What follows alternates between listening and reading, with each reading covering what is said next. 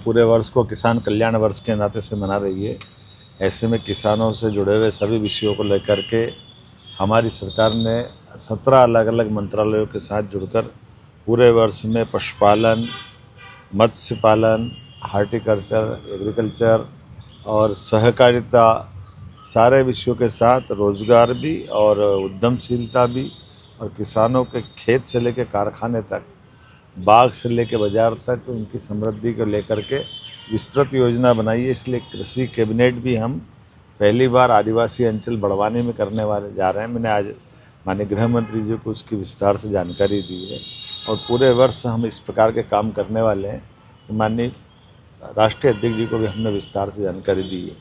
इसी के साथ साथ हमारे अपने उज्जैन में विक्रमोत्सव का आयोजन भी भव्य दिव्य होता है और विक्रमादित्य के जीवन को लेकर के पूरे भारत में नहीं पूरी दुनिया में श्रेष्ठ शासकों की पहचान अगर है तो विक्रमादित्य को लेकर है।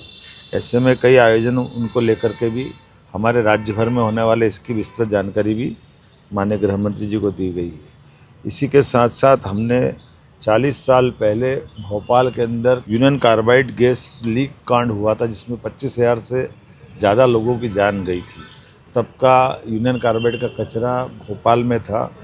बीते साल हमने उस कचरे को निष्पादन करा करके भविष्य में यूनियन कार्बाइड की घटना जहां हुई है वहाँ स्मारक बनाया जाए और अच्छे से काम करे, इस दिशा में एक बड़ा प्रोजेक्ट हाथ में लिया है। इस पर भी मार्गदर्शन माननीय गृह मंत्री जी से ले रहे हैं, जिसमें भोपाल गैस त्रासदी स्मारक, साइंस पार्क, अत्याधुनिक कन्वेंशन सेंटर, राष्ट्रीय सुरक्षा के लिए समर्पित आधुनिक प्रयोगशालाओं, राष्ट्रीय अनुसंधान एवं विकास आधारित राजा भोज की विकास की उस वैज्ञानिक अवधारणा के आधार पर कोई रिसर्च इंस्टीट्यूट खड़ा हो जाए, ऐसे कई काम हम उसमें विचार कर रहे हैं। इसमें लगभग 87 एकड़ की बड़ी भूमि हमको मिली है जिसमें भविष्य में हम काम कर सकते हैं। एक उल्लेखनीय उपलब्धि माननीय प्रधानमंत्री के मार्गदर्शन में माननीय गृह मंत्री जी की पूरी कार्य योजना के बलबूते पर मध्य प्रदेश सरकार ने मध्य प्रदेश की धरती को नक्सलवादी मूवमेंट से मुक्त कराया है। आज की स्थिति में देश का मध्य प्रदेश वो राज्य हुआ है जहाँ नक्सलवादियों की तमाम प्रकार की गतिविधियों को हमने विराम लगाया है।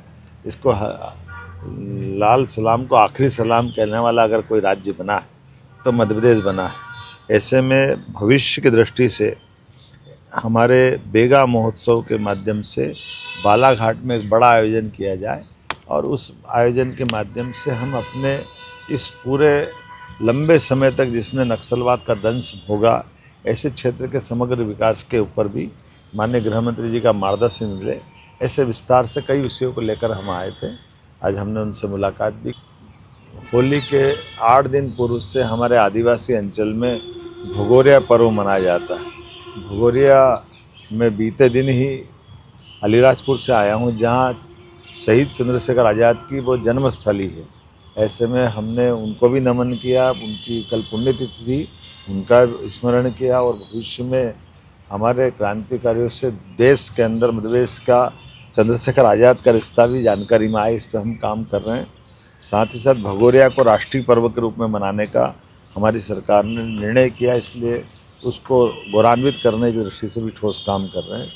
बड़वानी में कृषि कैबिनेट पहली बार हमारी आदिवासी निमाड़ अंचल में भी करने वाले हैं। श्री हनुमान छाया ज्वेलर्स में आपका स्वागत है, जहां सच्चा सोना और कुशल कारीगरी मिलकर हर गहने को खास कहानी बनाते हैं। यहाँ परंपरा और आधुनिकता का शानदार संगम देखने को मिलता है। चांदी, हीरे और नवरत्नों के आकर्षक डिजाइन, हॉलमार्क प्रमाणित गुणवत्ता और शुद्धता की पूरी गारंटी, जन्म रत्न, हर राशि के लिए विशेष रत्न और आपकी पसंद के अनुसार पर्सनल डिजाइनिंग की सुविधा। तो अपने हर पल को और भी खास बनाएं श्री हनुमान छाया ज्वेलर्स के साथ। पता मेडिकल कॉलेज रोड, तिलीवाड़, सागर।